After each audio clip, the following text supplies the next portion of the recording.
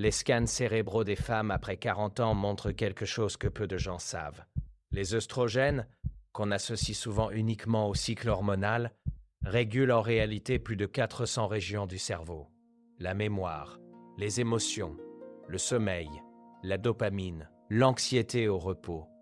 Quand leur taux commence à fluctuer, c'est littéralement le système d'exploitation du cerveau qui se reconfigure.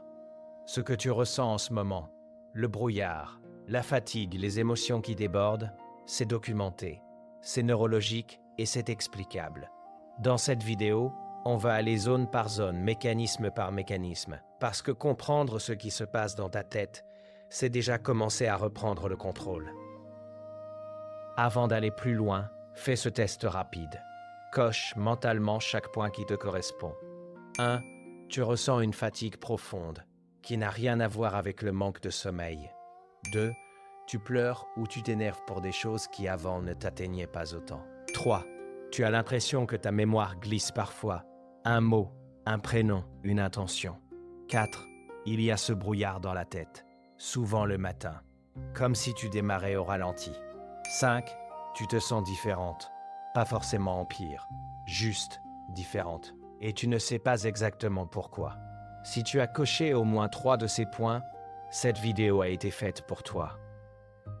Voilà ce qui se passe vraiment.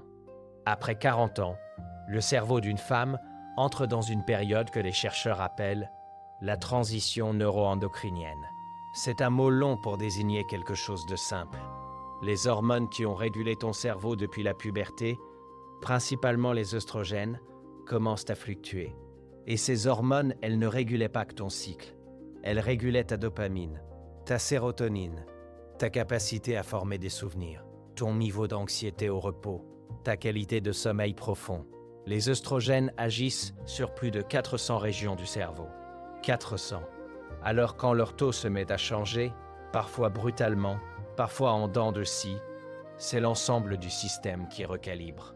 Ce n'est pas une faiblesse, ce n'est pas la ménopause, comme on te l'a peut-être caricaturé. C'est une reconfiguration profonde d'un organe complexe, et comme toute reconfiguration, ça prend du temps, ça fait du bruit, et ça déstabilise, avant de stabiliser. Parlons concret, segment par segment. Pourquoi la mémoire glisse? L'hippocampe, la zone de ton cerveau chargée de la mémoire à court terme, est directement sensible aux œstrogènes. Quand leur taux fluctue, ta capacité à encoder une nouvelle information se modifie temporairement.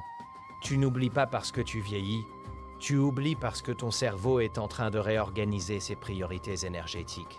C'est une nuance énorme. Maintenant, les émotions, l'amygdale, le centre d'alarme du cerveau, devient temporairement plus réactive pendant cette période.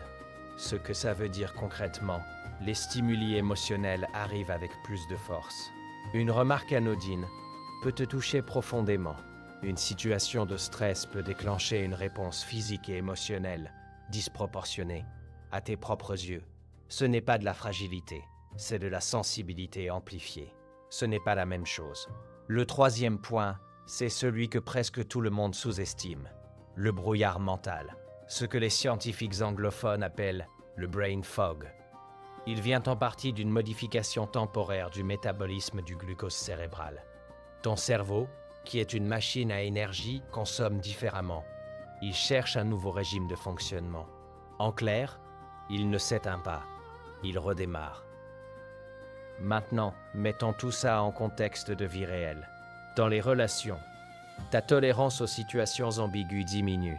Tu supportes moins facilement les non-dits, les relations qui te coûtent de l'énergie sans rien te rendre, les dynamiques floues. Beaucoup de femmes vivent ça comme une montée d'intolérance, comme si elle devenait difficile. Ce n'est pas ça. C'est ton cerveau qui recalibre ses priorités de survie sociale. Il devient plus précis dans ce qu'il accepte. Dans les décisions, tu peux traverser une période de flottement décisionnel. Des choix qui semblaient évidents deviennent plus complexes. Tu tournes en rond.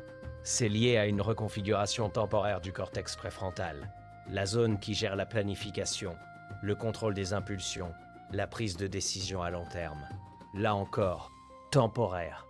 Garde ça en tête, parce que la suite va t'expliquer pourquoi tu te sens parfois comme piégé dans ta propre tête, et surtout, comment ça se résout. Dans les cycles de sommeil, le sommeil profond se fragmente. Pas nécessairement parce que tu stresses plus, mais parce que les zones cérébrales qui régulent l'endormissement et le maintien du sommeil sont directement liées aux variations hormonales. Tu te réveilles à 3 heures du matin. Tu ne sais pas pourquoi. C'est ton cerveau qui recalibre ses cycles. Un cercle qui peut devenir vicieux ou être interrompu si on sait quoi faire. Alors, qu'est-ce qu'on fait avec tout ça?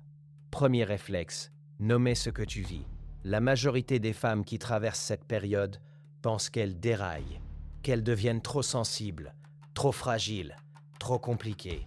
Elles ne déraillent pas, elles recablent. Ce n'est pas du tout la même chose. Ensuite, le cerveau à cet âge répond très fort à 3 leviers. 1. Le mouvement. L'exercice physique, même modéré, augmente la production de BDNF, une protéine qui favorise la plasticité et la régénération des connexions neuronales. Marcher 30 minutes par jour a des effets mesurables sur l'hippocampe. 2. Le sommeil ritualisé. Pas juste essayer de dormir. Créer un environnement et une routine où ton cerveau apprend qu'il peut se déconnecter. La température, la lumière, les écrans, tout ça impacte directement les cycles cérébraux. 3. La stimulation cognitive active. Apprendre quelque chose de nouveau. Pas pour être productive, pour envoyer un signal à ton cerveau. Il y a encore des territoires à explorer. La curiosité est un carburant neurologique. Et enfin, le plus important, parler. Parler et encore parler. À un médecin, à un gynécologue, à un psychiatre ou un psychologue. Ce que tu vis est réel, documenté et pris en charge médicalement dans de nombreuses situations. Tu n'as pas à traverser ça seul. Et tu n'as pas à faire semblant que ça va. Ce que tu retiens de cette vidéo, c'est ça. Après 40 ans, ton cerveau ne faiblit pas, il mute. Et comme toute mutation, ça peut faire peur. Ça déstabilise avant de révéler quelque chose de nouveau. Les études sur le vieillissement cérébral montrent quelque chose que les gens ne savent pas. Les femmes dans leur cinquantaine et au-delà développent souvent une clarté émotionnelle, une intelligence relationnelle et une résilience que les décennies précédentes n'avaient pas encore. Ce n'est pas une fin, c'est un reboot. Si cette vidéo t'a parlé, abonne-toi à Diagnostic Mental. Chaque semaine, on décrypte le cerveau humain, sans jargon, sans jugement, sans bullshit.